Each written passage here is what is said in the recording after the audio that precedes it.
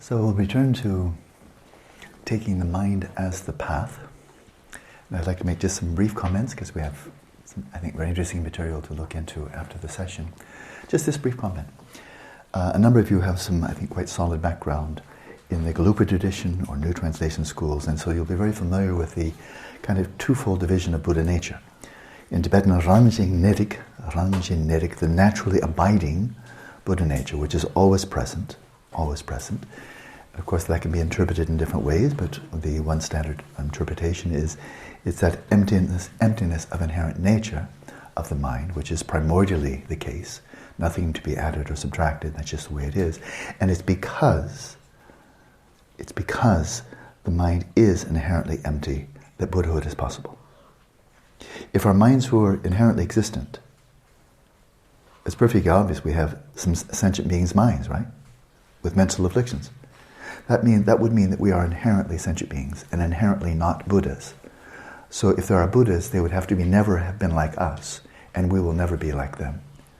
Because we're inherently, really, truly, intrinsically, by our own nature, sentient beings. It's only because the mind is not inherently existent that there's a possibility of our being sentient beings and eventually being Buddhas. Sentient being, by its definition, means not enlightened. That's how it's categorized. And so that's already present. And then we have, secondly, the evolving or transforming. Evolving, it's a good word. Evolving, and it's a deliberate, conscious evolution or transformation towards enlightenment, that the mind that is right now subject to mental afflictions, obscurations, really unwholesome activity and so forth, can improve. It can be developed, refined, purified, develop those 6 perfections until they are all perfected and you become enlightened. And so then we see this is the path. We are transforming, growing along the path. One is already present, immutable, unchanging, primordial, and the other one is transforming. Here we are in an analogy of that. We're resting, just resting in awareness, which has always been luminous and cognizant. And when the Buddha referred to this bhavanga, this primordial consciousness, the substrate consciousness, he referred to it as pabhasacitta, the brightly shining mind, the clear light mind, which is by nature pure and luminous, but adventitiously becomes obscured. But you don't improve it. Probe it to its core, probe it to its ground, and that, of course, is Rigpa. Right? And that's where we're seeking to rest, in that stillness. My little old symbol here, no big deal, just an index finger. But that's the symbol of it. We know so well that it's our closest approximation to resting in and being fully cognizant of our naturally abiding Buddha nature, which when clearly revealed manifests itself as Rigpa, which is Dharmakaya. But we're observing the mind. We're not observing somebody else's mind, we're observing our own mind, and we see it's in a constant state of flux. But with diligent, intelligent, continuous practice, we see from month to month, year to year, decade to decade, it's not the same. There's improvement. Gradually mental victims subsiding, the mind get a bit saner, a bit more balanced and so forth. Virtues, altruism, compassion, empathetic joy and so forth, coming forth. So we see, the mind's changing, we're going in the right direction, right? And we can be cultivating that effortfully through lojong, through lamrim meditation, through stage regeneration, completion, cultivating in a myriad ways to transform that mind, which is so evidently not a Buddha's mind, into a Buddhist mind. And there's the effortful developmental approach, which has enormous merits to it. And then we have the Dzogchen, effortless approach of simply resting in Rigpa and then just watching it happen by itself. So here we are. So to best approximation as we go right to the practice. Your best approximation, do really establish yourself. Find your home. Come to rest. Get comfortable. Stay home for a while. Don't go out bar hopping. Party. People like that woman there is hopeless. Always bar hopping one place to another. Party. Beata. Party goer. Don't be like her, big party girl. Terrible. I know. That's why I'm letting everybody, including everybody in the podcast, know. Not like her. She's a party goer, I'm a party pooper. Don't be like that. Stay home. Stay home. And watch the show. And settling the mind in its natural state, just watch the show. It turns out well. It has a happy ending. Find a comfortable position. I think it's time to wrap up this, trying to unpack and make sense of this citation from the 100,000 verse Panchen Lozang Chökyi Sutra, and of course, lingering on that one, Buddhist astronomy. The first moon landing was somebody reaching out and touching it. And the first sun landing was somebody reaching out and caressing the sun. It sounds so wildly implausible that one just kind of wonders, it just does not compute. One is tempted just to move on and say, somebody has made that one up. It's hard not to just start laughing, especially the notion of caressing the sun. The Tibetans have a joke about Ladakis. They like to have Ladaki jokes. And they tell about the press release from the Ladaki government saying that we're now soon to launch the first manned landing on the sun. And a journalist raised his hand and said, "How are you going to do that? It's too hot." And then this very wise smile came over the representative of this, sun landing. He said, "We're going to land at night."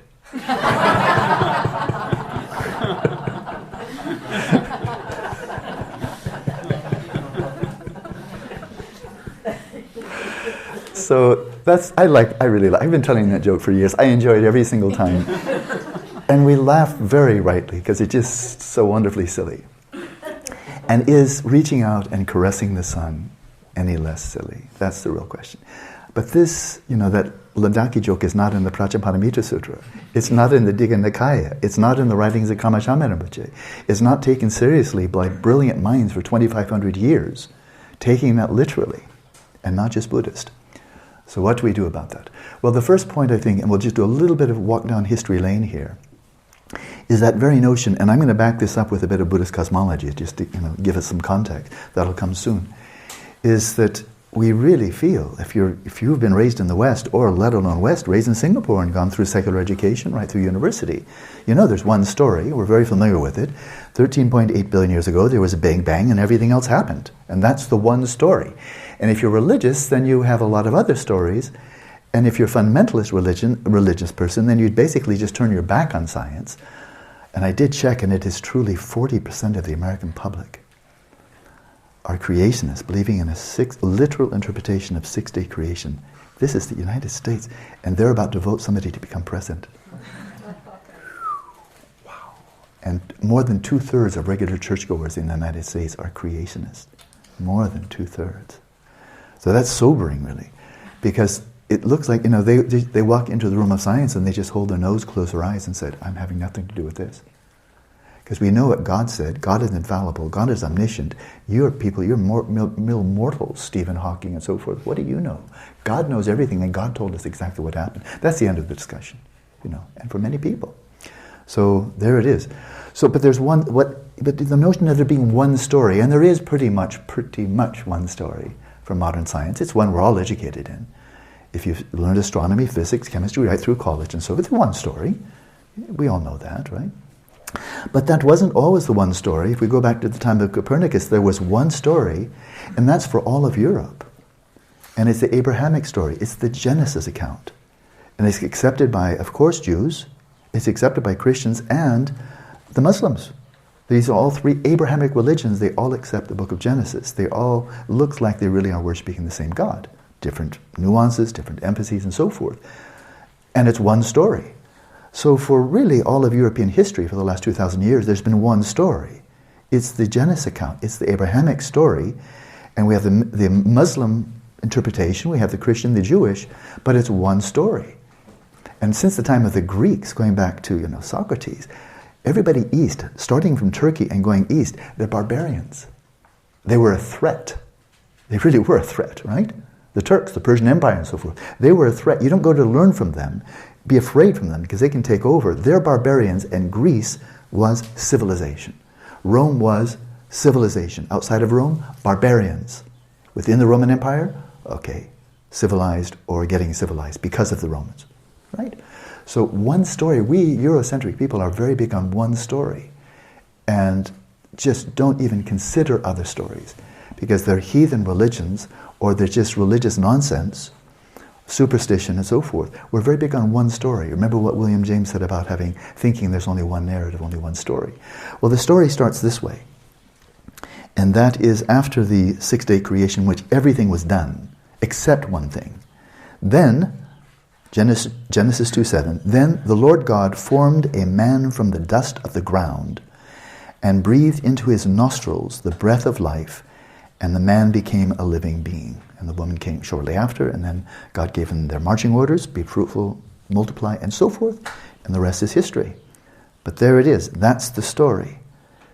So this is absolutely rooted in metaphysical realism, that a truly existent God created a truly existent universe, finished it, then created man out of dust, which is a very important element, and then he breathed prana. I mean, breath of life, what is that if not prana? So God, from a supernatural source, breathed prana into this dust-created image, like a clay statue. And of course, it not only became living, but became conscious. So with the prana, there had to be consciousness as well. So God breathed consciousness and prana into this graven image that he created. And then we have a human being, a living human being with an immortal soul, and created woman, and then there we go. That's the story. That's the one story. And this was believed without question by all the founders of modern science. We start with Copernicus, because modern astronomy begins with him. And he was a theologian, a churchman. He was employed by the church. And he formulated his heliocentric theory within the context of the Abrahamic story, just tweaking it a bit. You can't take everything literally. But that didn't even challenge his faith. He just interpreted the Bible a little bit differently. He's still the same Christian he was. Leap forward to Kepler. Kepler was a theologian, trained as a theologian, remained a theologian. Leap forward, we have Galileo, trained as a monk, trained as a novice in a contemplative monastery, a devout, well-informed Christian. Leap forward. Newton was a theologian, wrote extensively on theology, very devout Christian. Leap forward. Darwin could not reconcile the notion of a compassionate God with what he saw of nature. I think he just couldn't imagine. The bestiality, the savagery, the immense suffering and so forth in the animal kingdom, and of course, including human beings. And he started out as a Christian and then just couldn't believe it anymore. So he disengaged from the Abrahamic religion, created a big brouhaha, big debate and so forth. That was the first big schism. Galileo, that was a tweak. They told him to stay in his room, for heaven's sake. It's called, you're grounded. That's not exactly severe. And no TV for a month. No, he just stayed home and he continued writing and having friends over and so forth. Big deal. That's not exactly savage. But when it got to Darwin, that created a problem. Because what the Genesis account doesn't say is God took a chimpanzee and breathed a very large frontal cortex into it. He didn't say that. The chimpanzees were always chimpanzees, right? And the baboons and the apes and so forth and so on, they just remained as they were. And God started from scratch. I mean, literally scratch, dust, floor sweepings. And then breathed life in it. And that's where we came from, not apes, right? So Darwin said, the evidence is contrary, But something interesting about Darwin, he was very, very candid. He seemed like a very admirable man. And he acknowledged very candidly, look, I've got a theory with enormous explanatory power to explain evolution over millions and millions of years, contrary to any interpretation of the biblical account, any kind of that holds closely to it. But as for the origins of life, the first life, he said, I have no theory. I have no theory. And he acknowledged, as I recall, God might have done that. God had no role in evolution, natural selection, and so forth. But, okay, maybe we need God to start the whole thing. I don't think he ever referred to himself as an atheist. He just said, natural selection is just that. It's not teleological, it's not God-driven and so forth. It's, like that. But then we leap forward to James Clerk Maxwell. He was the Newton of electromagnetism. He was a very devout Christian. We leap forward to Einstein. He was a secular Jew, but he believed in the God of Spinoza, who was also a secular Jew. He believed in deism, that there was a higher intelligence. When he said God doesn't play dice, very famously to Niels Bohr, he wasn't joking. There's a higher intelligence here that created the entire universe. It's deism.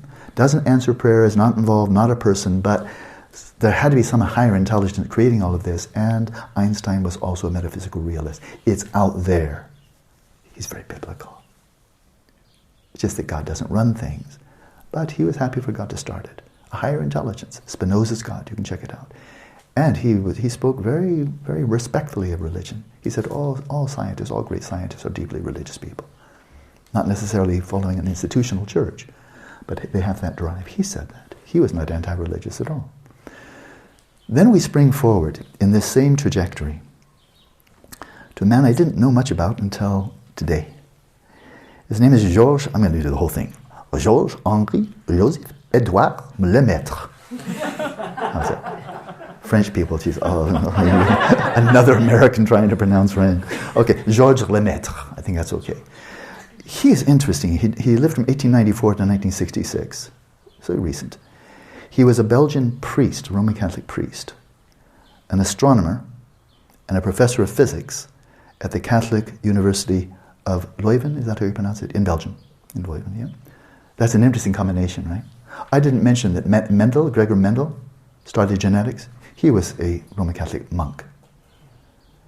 So, all of the history of science, from Copernicus to Lemaitre, is basically Judeo-Christian science.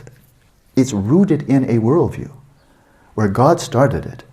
And then you can tweak it as you like, but God started it, it was already there, it's absolutely real.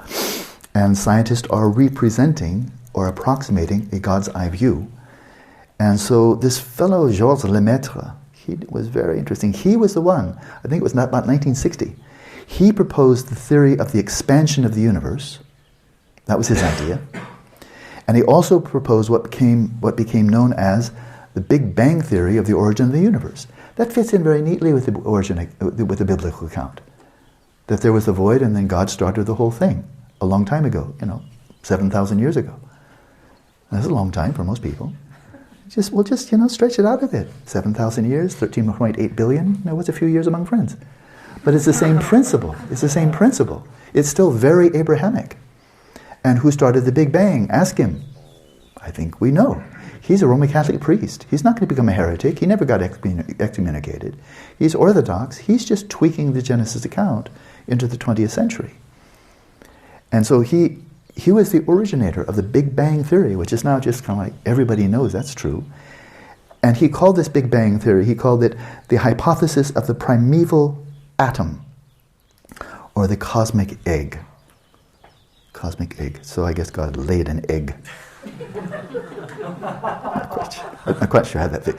What comes first, the chicken or the egg? I don't know. But there it is. So my point here is that if you're Christian, and the vast majority of them right through the 20th century were Christian. Some Jews, well, pretty much Christian.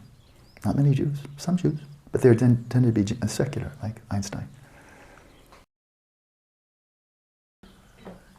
The utter conviction, the unquestioned belief that at the core of their worldview, from Copernicus right through Lemaitre, from one Christian priest, Roman Catholic priest, to another Roman Catholic priest, and a whole bunch of theologians in between, is that God created this universe, God said it was good, God created man in his image, God imbued the universe with meaning, mysterious are the ways of the Lord, there must be a higher meaning, you don't know what's in the mind of God, but this is going to turn out well, and the universe is meaningful because God made it meaningful.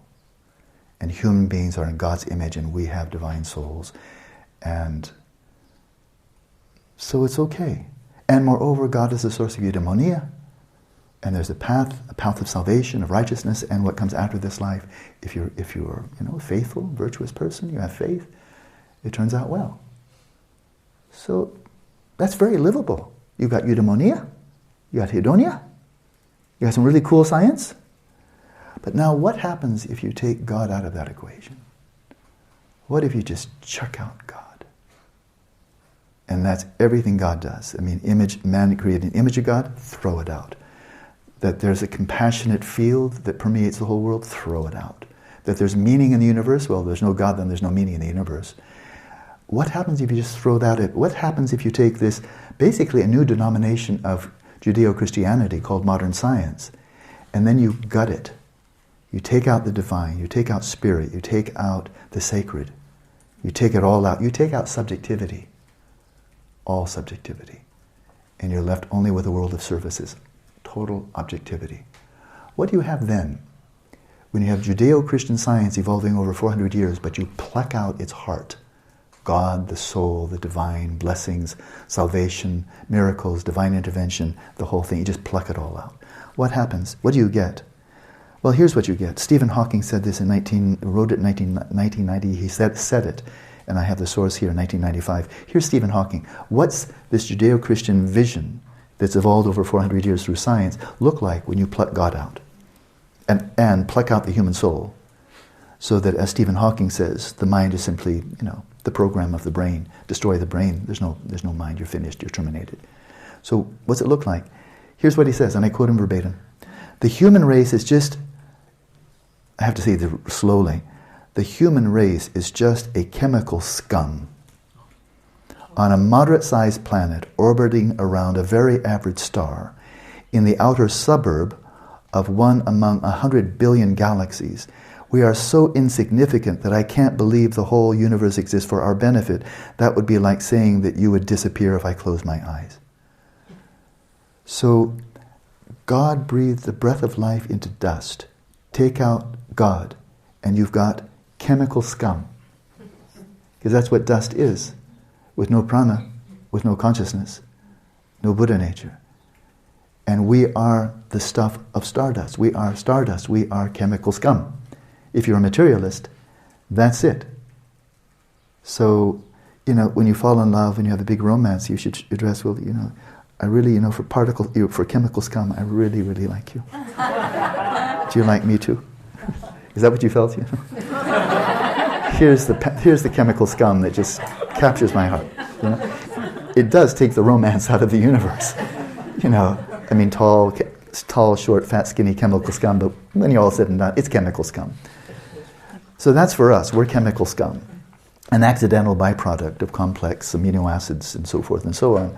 But how about the universe at large? Now again, take out the divine. Steven Weinberg, a Nobel laureate in physics and astronomy, he writes very succinctly, and this has been quoted many times, the more the universe seems comprehensible, the more it also seems pointless.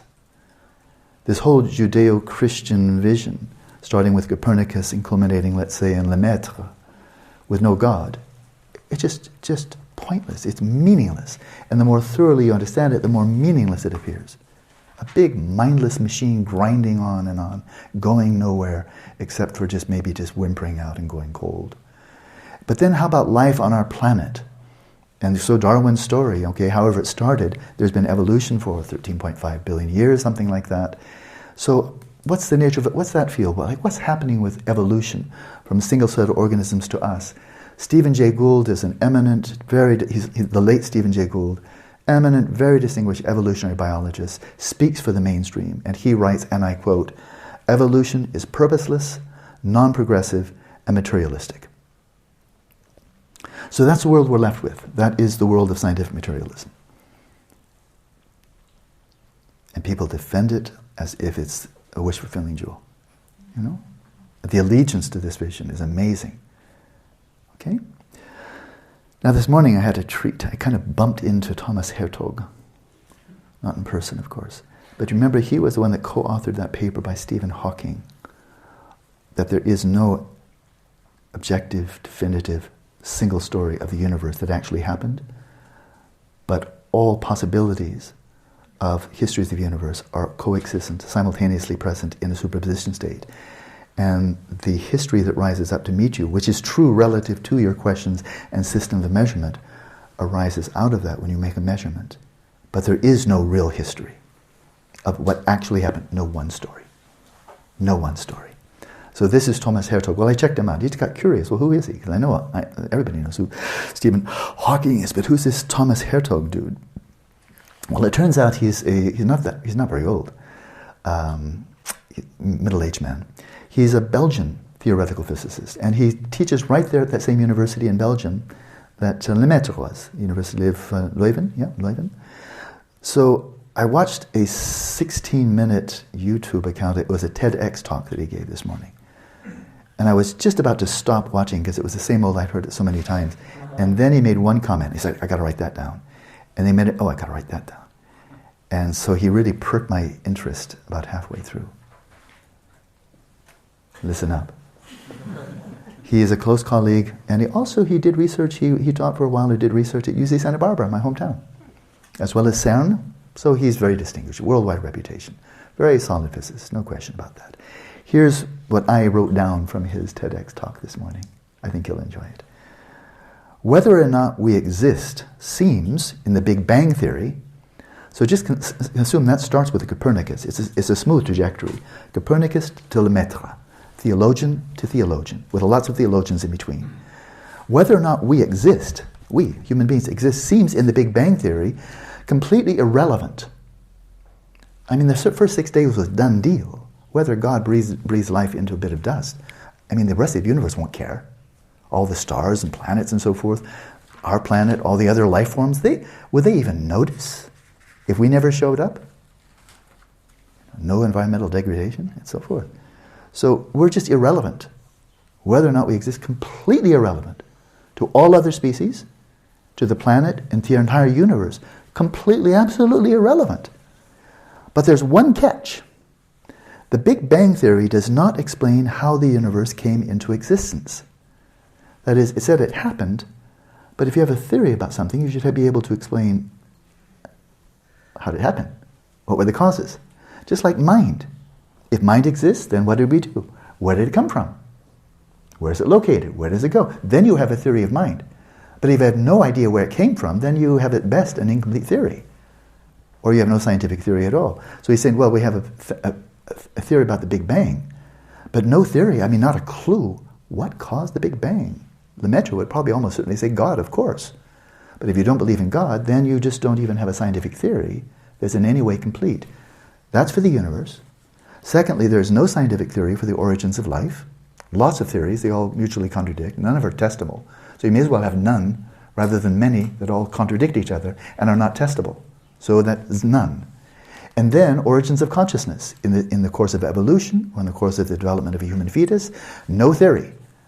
So these are the three big questions, right? The origin of the universe, origins of life, origins of consciousness, and modern science to this day is sitting with his mouth hanging open, just having no answers for any of those three questions. This is clearly incomplete science. Three big questions. There's just no answer, not even a scientific theory, let alone one that's testable, let alone one that's confirmed. And yet, and that's fine, ignorance is fine, I'm comfortable with ignorance. But then to pretend as if there's no ignorance, no, we have a complete story, the Big Bang that tells it all. No, we have a complete story, we just haven't figured out the details, but life emerges from inorganic chemical, dust. And conscious knowledge is sufficiently complex interaction of neurons. This is a charade, because you're pretending to know something you don't know. That's not bad science, that's pseudoscience. If you have no theory at all, and then you're pretending as if you not only have a theory, but you've already found the truth. Now that's fraudulent. As Gomer Pyle used to say, shine, shine, shine. This gets interesting though. The Big Bang Theory does not explain how the universe came into existence. This created somewhat of a crisis in cosmology, because not only did the Big Bang remain outside the realm of science, furthermore, it seems that it was precisely mysteriously designed, so to speak, to create just the universe in which life could emerge. And obviously I didn't transcribe here on my cell phone a 16-minute talk, but he said, the laws of physics, the constants and so forth of our universe, they had to be very, very precise. And there are a lot of them, very precise, to allow for life as we know it to emerge. If in any one of these, inverse square law of gravity, if it were something else, life as we know it wouldn't be there. The nature of carbon, if it weren't as it, we wouldn't be here. If it weren't for the gravitational constant, we wouldn't be here. The temperature at which water freezes, if that were very different, we wouldn't be here. There's a lot of variables like that. It had to be just so. And if all of those were not lined up, then there just wouldn't be any life in the universe that we know of. So how did that happen? Why is this universe life-friendly, at least the little corner of it that we know about it?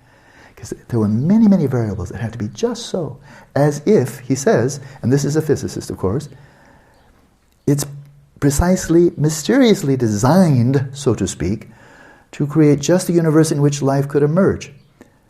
Then he goes on to speak of string theory. I don't understand it very well, I won't pretend to, but it has multiple dimensions, 11 dimensions. And he says the shape of, and there are 6 hidden dimensions. So he clearly knows what he's talking about. I don't, but he does, so I just quote him. The shape of the 6 hidden dimensions, the ones above that are evident. 3 dimensions of physical space, and then the dimension of time, space-time, 4. So there's 4. We have 6 that are hidden. The shape of the 6 hidden dimensions in string theory determines the laws of physics in the visible dimension. Now that's the shape of hidden dimensions. Determines the laws of physics in the visible dimension. This is not identical to, but reminiscent of this theory of Carl Jung and of Wolfgang Pauli. There's a hidden dimension, and the laws there, these archetypes and so forth. And then if we go back to Pythagoras, maybe the mathematical laws that are there in the realm of pure form. Because the mathematics is there, because the archetypes are there, then when it manifests in its cruder, grosser manifestation of what we call the desire realm or the physical universe, well, the laws here are predetermined because of the laws in this underlying hidden dimension of form realm or unus mundus. So it's not the same, but there's definitely a very similar theme here. The shape of the 6 hidden dimensions in string theory determines the laws of physics in the visible dimension. So he caught my attention at this point. But the hidden dimensions can have all sorts of shapes, which leads to an ensemble of universes, each containing different laws of physics. We can describe the physics of the Big Bang. It's not going to predict a unique world. So this is now, it was Hertog and Hawking, of course, that wrote that there's not one history of the universe. There are many, depending on the questions you're posing, the system of measurement you're using, and that history will rise, and it will be accurate, sophisticated, rigorous, and scientific relative to the questions you're asking and the measurements you're making. But you can ask different questions and use different systems of measurement, and you have another story, and those stories don't have to be compatible. The laws of physics can be different from one to the other. He's now got my interest. It leads to a reality. This vision here, this string theory, this leads to a reality, a worldview which is completely different from what we have in Lemaitr's cosmology. This is still Abrahamic. Big Bang, one God created one Big Bang for one real universe that's absolutely out there, and we scientists are exploring it as metaphysical realists, right? And if you throw out God, then you're a scientific materialist, living in an incredibly bleak universe and leading a pointless life. String theory gives you a multiverse, an ensemble of universes with different laws of physics which coexist in the theory simultaneously and which have certain relative probabilities determined by the laws of physics. And then he gives an analogy. I like this. You can think of that quantum reality a bit like a tree. The branches represent all possible universes.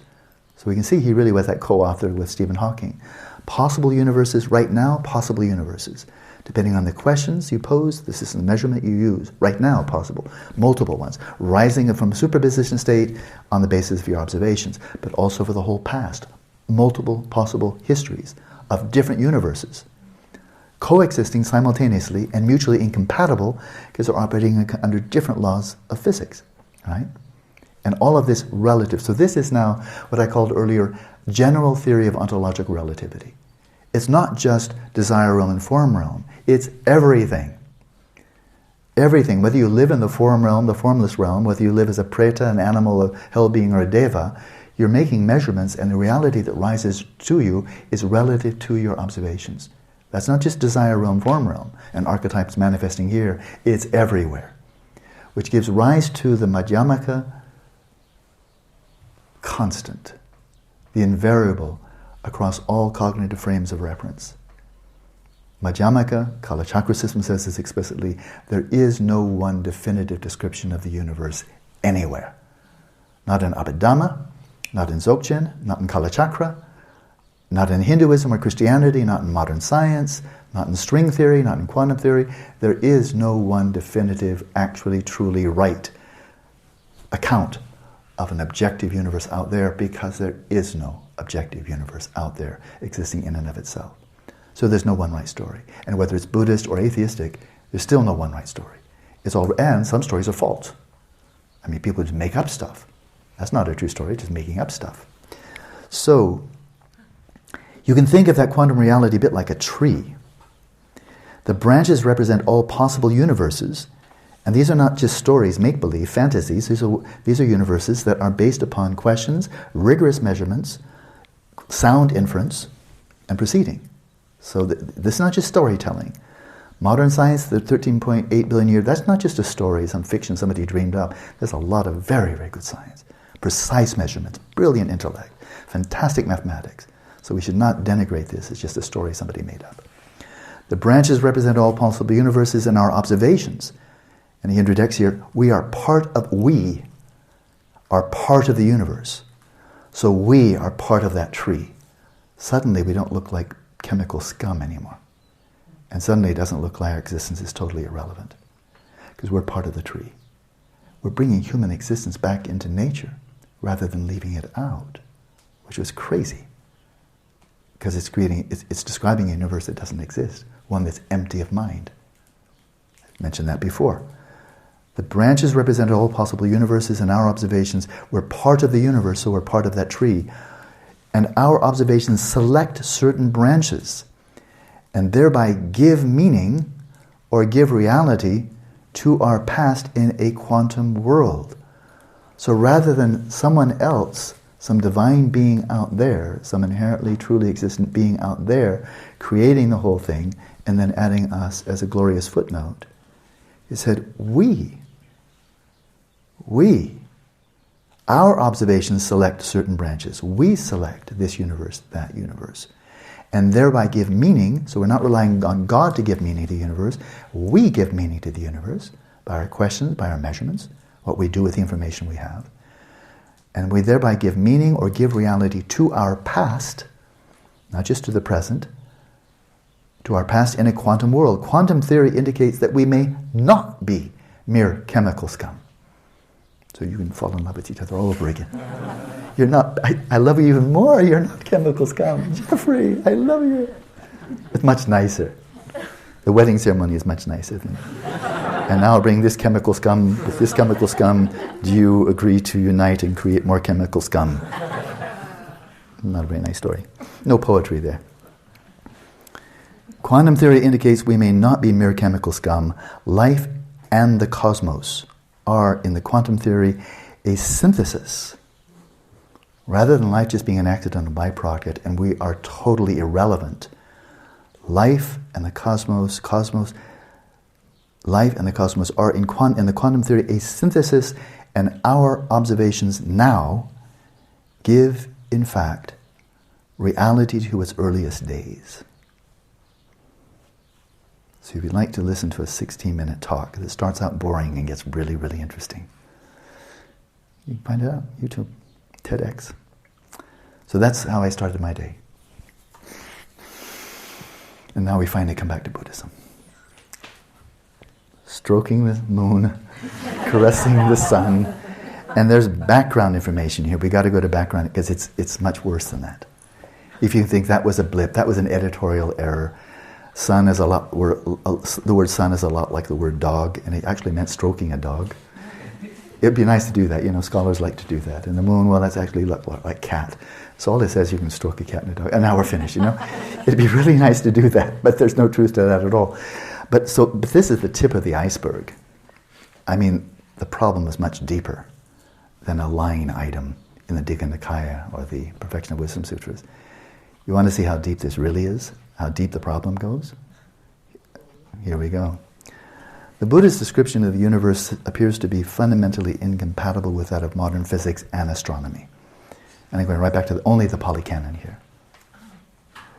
For example, in the Anguttara Nikaya, and all of this is sourced, you can find every source here. In the Anguttara Nikaya, one of the most definitive, that whole body of definitive sutras, absolutely, clearly the Buddha did teach this stuff. The Buddha gives a description of the universe in which there is no mention that the moon is particular to planet Earth and that other planets have their own moons. There's no mention of that at all. It assumes that each world system, or loka, each world system, which may be equivalent to a planet inhabited by sentient beings, has one sun and one moon. It assumes that every planet has one sun and one moon. That's no way that's compatible with modern physics. Right? So just for starters, it gets much worse. Each world system house has Mount Sinoru. Okay? Mount Meru is back. And every one of them, not just ours. We don't have a weirdo planet. All of the planets have Mount Meru. Oh, you thought now that stroking the sun and moon looks like child's play. I think we can work with that. But Mount Meru? Each world system has Mount Sinoru at its center, surrounded by the same 4 continents. Oh, yikes. Described by the Buddha in the 5th century before the Common Era. He's saying all these world systems have a Mount Sinoru, a sun and a moon, and 4 continents.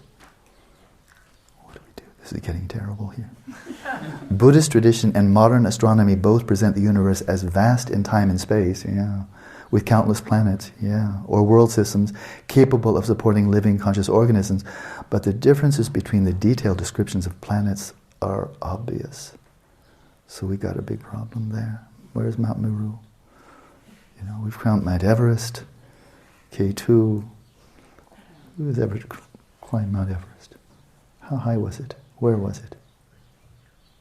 Which satellite photo picked it up? Oh, it gets worse. A second area of incongruity between Buddhism and science has to do with the causes of natural phenomena. To take just one example, in the Samyutta Nikaya, again, Pali Canon, one finds the question asked, why does the weather become warm? This was before global warming, so don't ask that. Why does the weather become warm? Why does it become cold? Why are there storms? Why does it become windy? Why does it rain? And the Buddha answers each of these phenomena are caused by a particular class of devas. And I give the source. This answer could hardly be more different than the explanations presented by modern meteorology. I'd love to see that in the evening news. And we have these devas coming in from the west, and they're blowing up a storm. But the Nagas on the west are really retaliating, and they're creating a lot of moisture from the ocean. I would love to see the Buddhist network, That's their version of the weather, but here's our version. I would find the latter much more interesting myself. It gets worse. If you're not feeling if you're a devout Buddhist, it gets much worse. You ready? We have 2 areas, right? The first one's Mount Meru and that whole business. The second one is natural causes. Devas are kind of really doing a lot.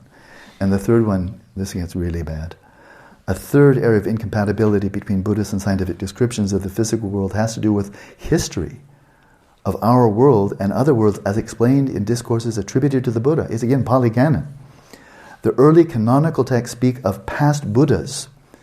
Bearing in mind in the cycle of Buddhas, Buddha Shakyamuni was the 4th, right? So what about the verse 3? Speak of past Buddhas, 3 of whom are said to have lived in northern India, in the very same region where Gautama lived and taught, and their lifespans were remarkably long. Okay. Kakusanda, the first in the cycle of 1,000, Kakusanda had a lifespan of 40,000 years. And then Kogamana,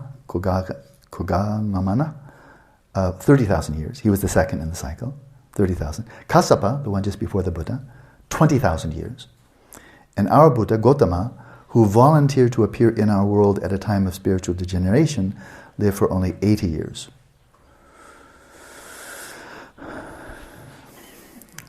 For the clearest statement of this, see the Digha Nikaya, and I give the exact source. In stark contrast to all such Buddhist accounts, contemporary archaeology, anthropology, paleontology, let alone evolutionary biology and geology and so forth, give us a remarkably precise and accurate account of the history of humankind and human civilizations. And one conclusion we can draw from their investigations with near certainty is that there were never any advanced Buddhist civilizations in India preceding Gautama Buddha. There is certainly no scientific basis to support the hypothesis that humans in earlier civilizations had lifespans of up to 40,000 years. And that's Pali Canon. The Theravadins really, they don't interpret it much. And for a very good reason. There's not much in the way of hermeneutics in Theravada Buddhism. What the Buddha said, he meant. It's kind of like creationists. I mean, God said what he meant. He chose his prophets to give, be good scribes, write down what he wanted them to say. God said what he meant what he said, and that's what he said. It's called the Bible. This is called the Pali Canon. And the Buddha himself declared in the Pali Canon, whatever the Tathagata says is just so and not otherwise. And whatever is seen, heard, sensed, and cognized, you've heard that one before, right? Bahia Sutta. Whatever is seen, heard, sensed, and cognized, all that I know, all that I have directly known. This means that the Buddha is saying, look, I'm reporting. If I speak of Mount Meru, that's because I've seen it. If I'm reporting on 4 continents, I'm reporting on the lifespans of earlier Buddhists, that's because I've seen it. It's not inference, it's not conjecture, I'm not relying on some authority. I saw it, I'm telling you what I saw. And I'm seeing worlds all over the place, lokas with Mount Meru and 4 continents. That's what I'm seeing. This means that when he made such statements about past Buddhas and their lifetimes, he was doing so on the basis of direct experience, his own direct experience in advanced states of meditative consciousness.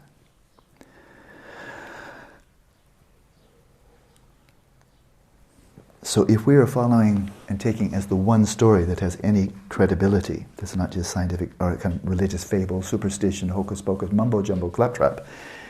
If we took as the one story, the story from Copernicus to Lemaitre, the Judeo-Christian story, nuanced and accentuated with modern science and the fantastic technology and mathematics of modern science, then you'd look at that and you'd have to say, well, okay, either we just have to turn our back on that whole trajectory of astronomy from Copernicus to Lemaitre and say it's all wrong, and the Buddha said exactly what he meant, and that means also evolutionary biology and paleontology, archaeology, so it's all wrong, because there were Buddhas millions of years ago in India who had lifespans of 40,000 years, 30,000, 20,000, and that's millions of years. So I think, frankly, I'm just now speaking, all that I just read, I mean, that's just true. As I'm saying, not true of reality, it is true of the Pali Canon. And if you embrace the Pali Canon as this is what the Buddhists taught, which is widely accepted in Buddhist communities all over the world, then it makes, I think, one very... If I were a Theravada Buddhist, I'd be feeling very uncomfortable. Because Theravada Buddhism on the whole, and I've spoken with world experts on this, it embraces metaphysical realism. That the 5 skandhas are real, the universe is real, it's out there, it's empty of self, it's impermanent, it's dukkha, it's not self, but it's real. The 5 skandhas are real, they're just empty of a self, right? And nirvana is real. It's all real. And the Buddha saw what was real and he reported. But if you're a metaphysical realist and embracing everything the Buddha just said as being true, and bear in mind one of the 3 facets of metaphysical realism is there's one correct description, remember it? From Hilary Putnam? There's one correct description of that one objectively real universe out there. So you can't have incompatible. There can only be one. If you have nuances, it has to be compatible with the one true story. You can't have totally different stories that completely contradict each other and have them both true. Can't have that. And so I believe the Theravadins in the 21st century are in a bind. If they're still adhering to metaphysical realism, they have to turn their back on the whole of evolutionary biology, geology, paleontology, astronomy, and physics, and say, bah humbug, and start some Amish Buddhist communities, and just turn away from all of science for the last 400 years. And there are those who do. That wasn't hard to do 100 years ago. That was very easy 70 years ago in Tibet. They didn't know anything about us, they didn't care.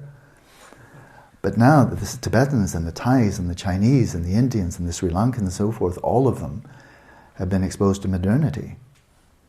If you're a metaphysical realist, you're in a really tough spot.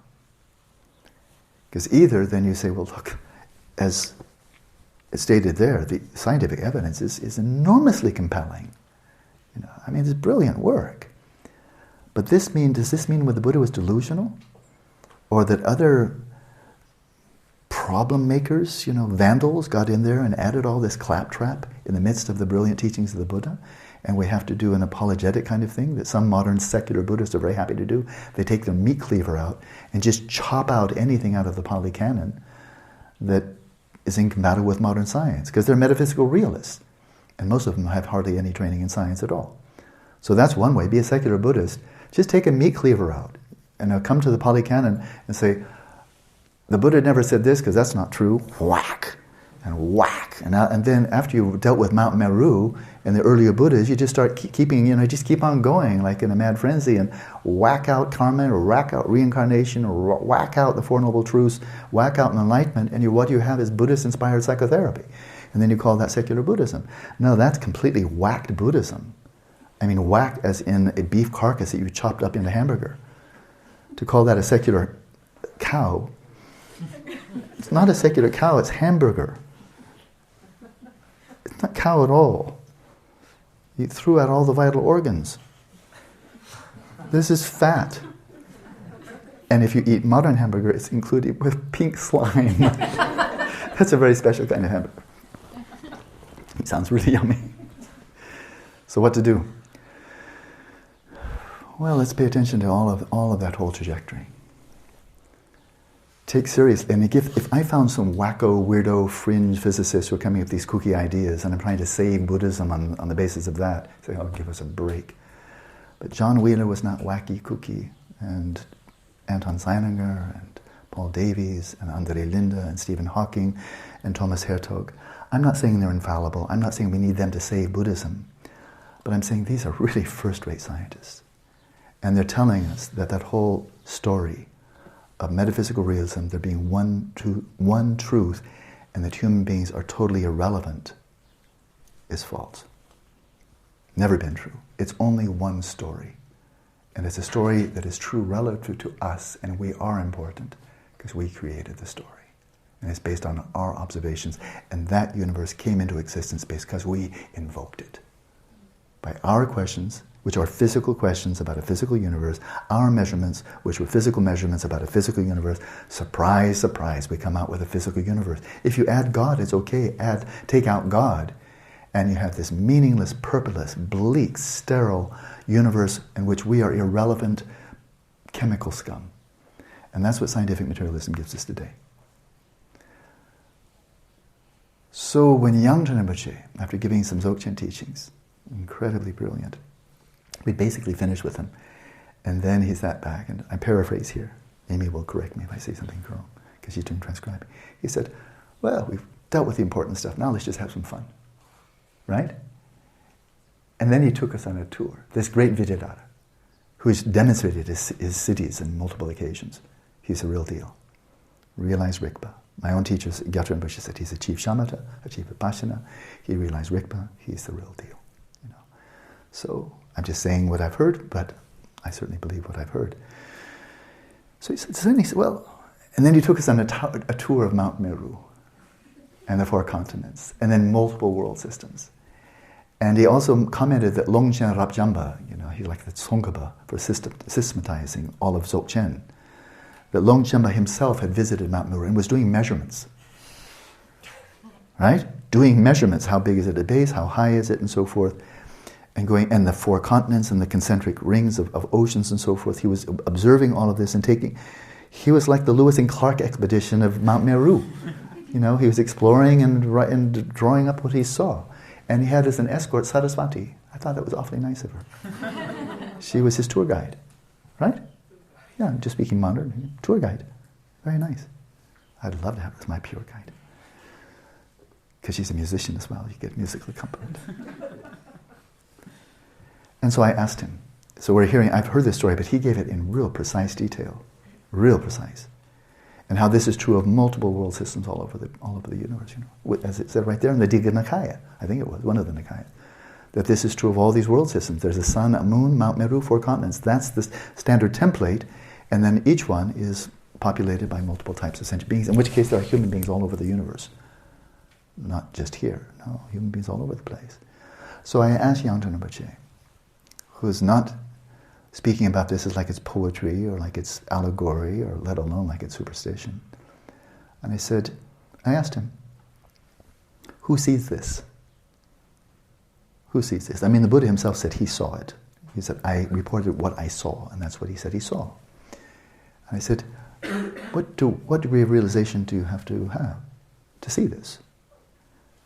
And his answer was, remember? You remember? You remember? Jeez. The most important question. Shine, shine, shine. Claudio. Shamatha. First jhana. He said first jhana. This is what you see if you're viewing from the form realm.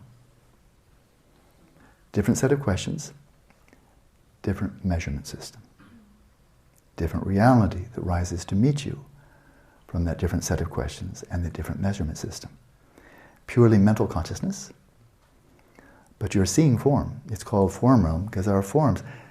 In the form realm, there's the sun and the moon. In the form realm, he said, you can see Mount Meru.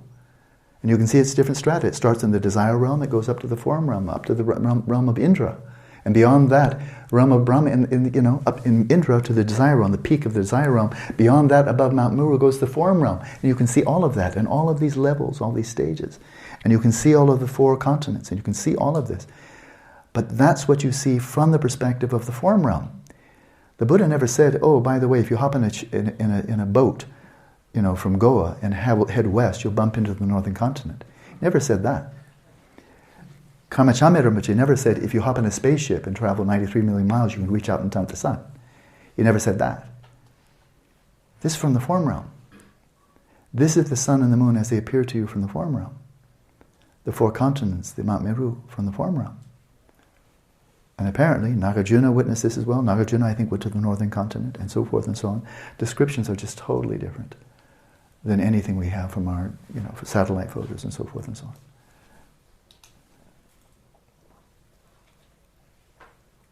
If this is just make-believe, if somebody has made up a story and then said God said it, and I have no comment on the Genesis, that's not my business. So I just remain, be quiet, I don't know. But if somebody were just to make up a story like a novel or science fiction, that doesn't count. Because that's just making up a story. No, this is the Buddha who achieved all of the jhanas and viewed the multiple dimensions within the jhanas, and he said, this is what I saw. But he saw that from that perspective. Not by hopping in a boat, traveling west, bumping into the northern continent. Or traveling far north and then bumping into Mount Meru. He never said that you could see this from the desire realm, or from an ordinary perspective of untrained consciousness. He never said you could see it through a telescope, and so forth and so on. He never said there would be fossil remains, of Buddhas living millions of years ago. He never said.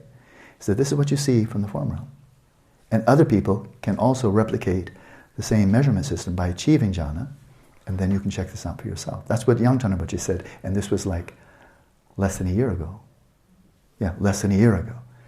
You want to check out Mount Meru? Okay, achieve the first jhana. Then you can put this to the test of experience. Right?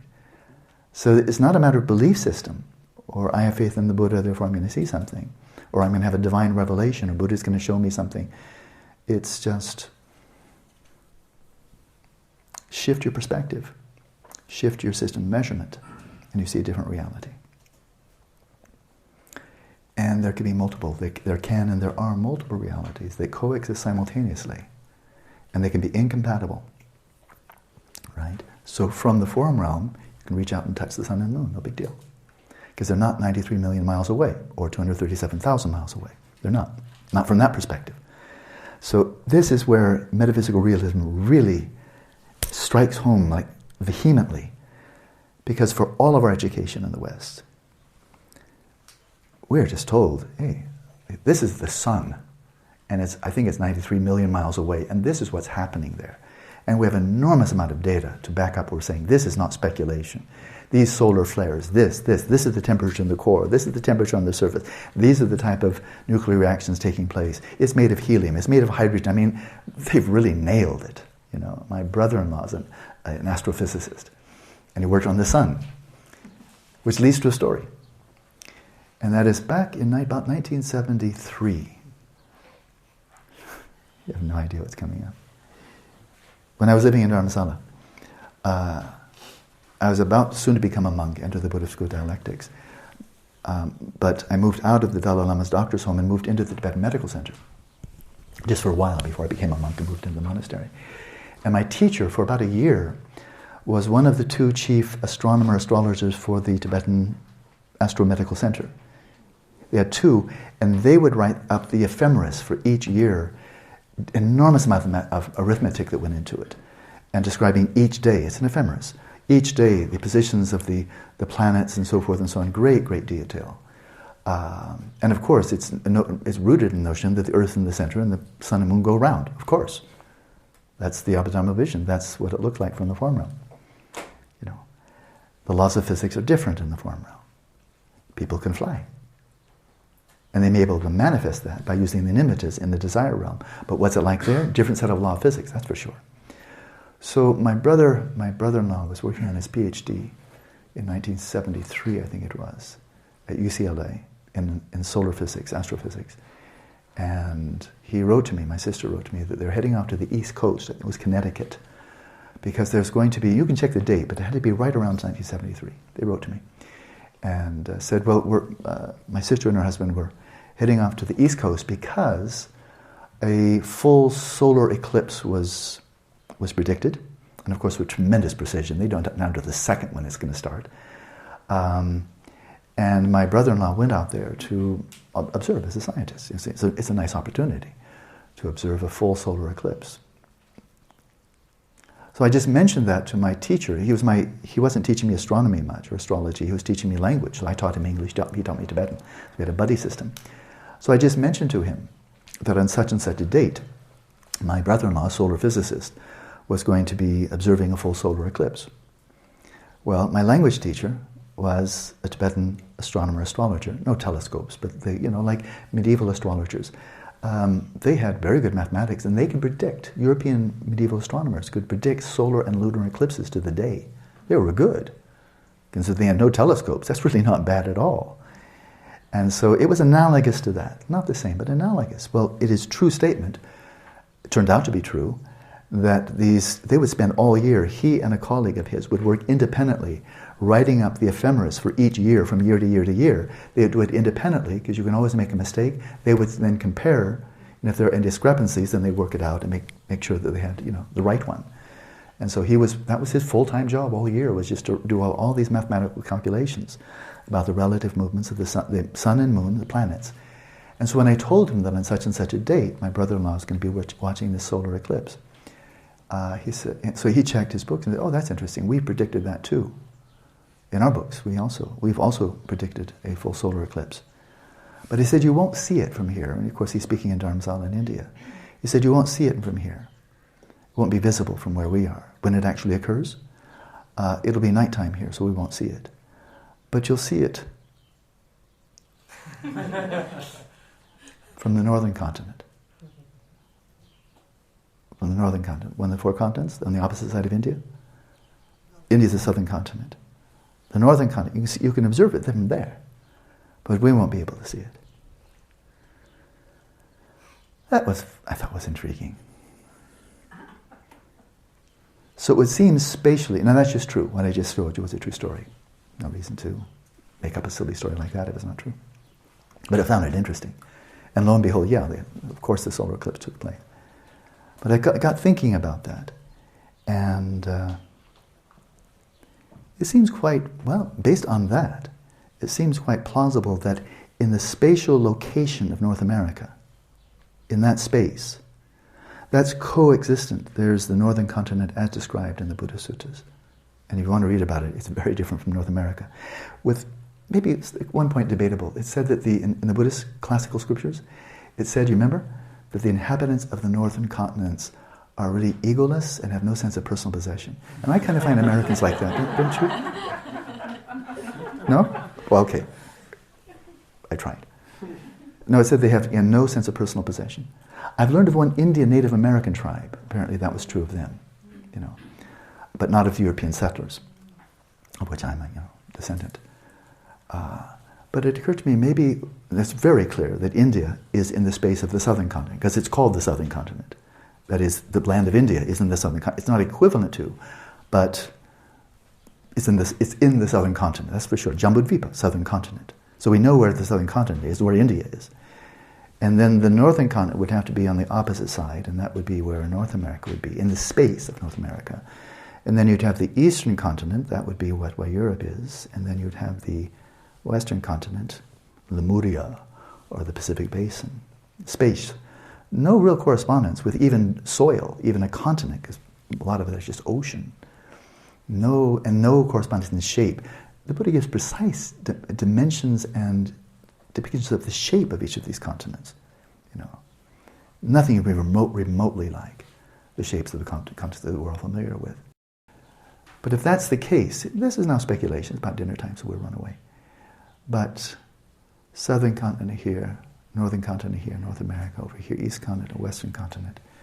And then Mount Meru would be right in the center. It would be rising up above the axis, up above the North Pole. Spatially in that region, where all of the four continents would be around about it. But of course all of that invisible if you're looking from the desire realm. But if you could look at the same places, having achieved jhana, and viewing it from the form realm, then there's a hypothesis. But in short and summing up, this account that I gave of the history and the influence of devas and all of that, and the geography and all of that, is absolutely incompatible with the Copernicus Lemaitre trajectory, all rooted in metaphysical realism. Something's wrong, something's completely false. And it's either 400 years of magnificent science, or the accounts of the Buddha, which he says are based upon his own observations. That's caught between a rock and a hard place. If you're a Theravadan Buddhist today, I think you got a problem. I think you got a real problem. And the ones that I know, they stop thinking about it. The ones that really have faith, they really truly take refuge. And of course there are many of them. I know at least one, I just stopped thinking about it. Because he's not ready to stop being a Theravada Buddhist, not ready to start questioning metaphysical realism, which saturates Theravada Buddhist interpretation of the Pali Canon. But we've seen that yin-yang symbol in the story of Vajira. Vajira, the chariot, Nagasena,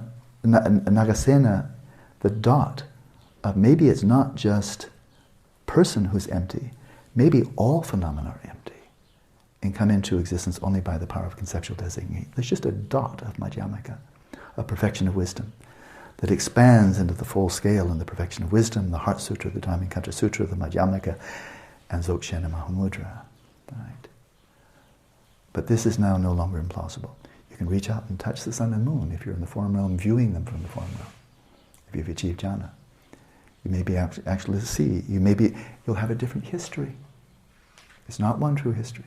It's one of many. And if the questions you're posing, the system of measurement, is a mind superbly refined, dwelling in the form realm, that's the history you see. But that's not the true history. That's not a God's eye perspective.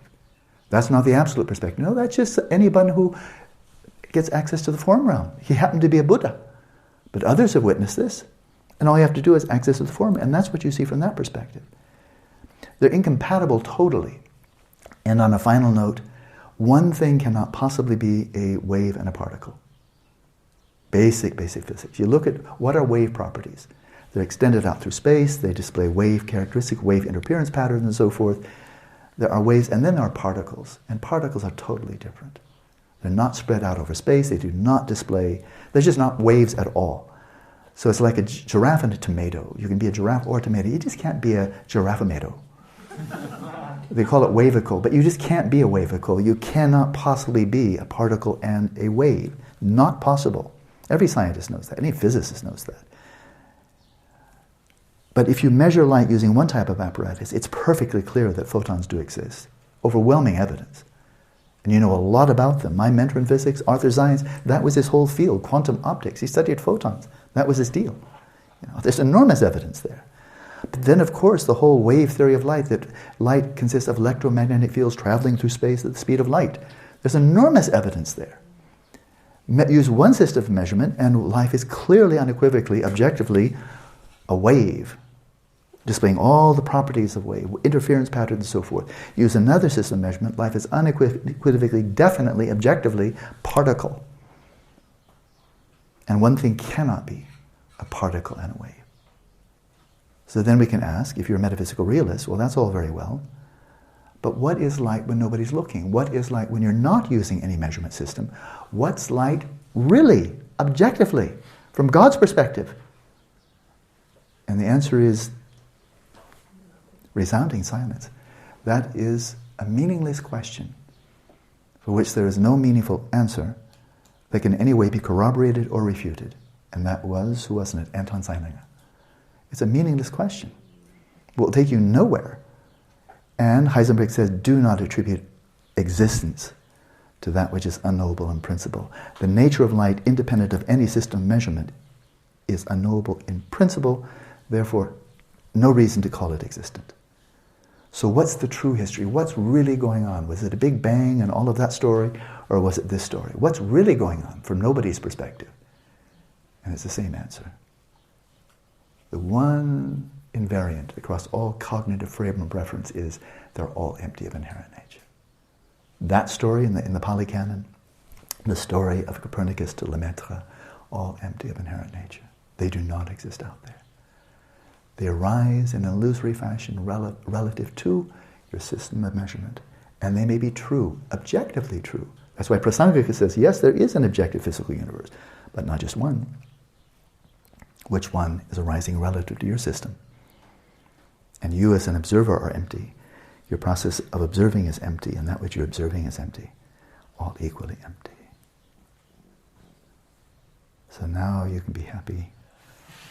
Achieve jhana, and if you feel like caressing the sun and the moon, feel free.